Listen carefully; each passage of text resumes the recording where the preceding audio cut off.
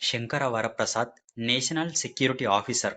ఆయన టీం కేంద్ర హోంమంత్రి నితీష్ శర్మ రక్షణ బాధ్యతను చూస్తుంటుంది. వృత్తి పట్ల ఎంతో నిబద్ధతతో ఉండే శంకర వరప్రసాద్ పర్సనల్ లైఫ్ని లీడ్ చేయడంలో మాత్రం ఫెయిల్ అవుతాడు. 2 పిల్లలు పుట్టిన తర్వాత భార్య శశిరేఖ అతనికి విడాకులు ఇచ్చి బడా వ్యాపారవేత్త అయిన తన తండ్రి జీవీఆర్ దగ్గరకు వెళ్ళిపోతుంది. పిల్లలను కూడా చూపించకపోవడంతో 6 ఏళ్లుగా వరప్రసాద్ అదే బాధలో ఉంటాడు.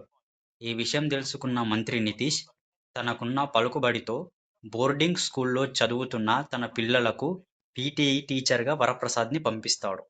తండ్రిపై ద్వేషం పెంచుకున్న పిల్లలకు వరప్రసాద్ ఎలా దగ్గరైనడు? అసలు శశిరేఖ, వరప్రసాద్ విడిపోవడానికి గల కారణం ఏంది? మైనింగ్ వ్యాపారవేత్త వెంకీగౌడ, శశిరేఖకు మధ్య ఉన్న సంబంధం ఏంది? చివరకు శశిరేఖ, వరప్రసాద్ మళ్ళీ కలిశారా లేదా అనేది తెలుసుకోవాలంటే సినిమాని థియేటర్కు పోయి చూడాల మరి. ఒక రౌడీ మూట హోంమంత్రికి వార్నింగ్ ఇచ్చే సీన్తో కథ ప్రారంభమైతది. చిరు ఎంట్రీ సీన్తోనే అనిల్ రావిపూడి తరహా కామెడీ ప్రారంభం అవుతుంది. ఇక వరప్రసాద్ ఫ్లాష్ బ్యాక్ ఎపిసోడ్ నుంచి అసలు కథ స్టార్ట్ అవుతుంది.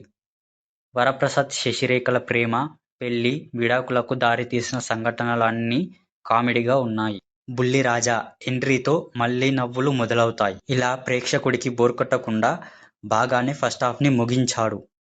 ఇక వెంకటేష్ పాత్ర ఎంట్రీతో మళ్లీ నవ్వులు స్టార్ట్ అవుతాయి. వెంకీ గౌడగా వెంకటేష్ ఎంట్రీ నుంచి కథ సూపర్గా ఉంటుంది.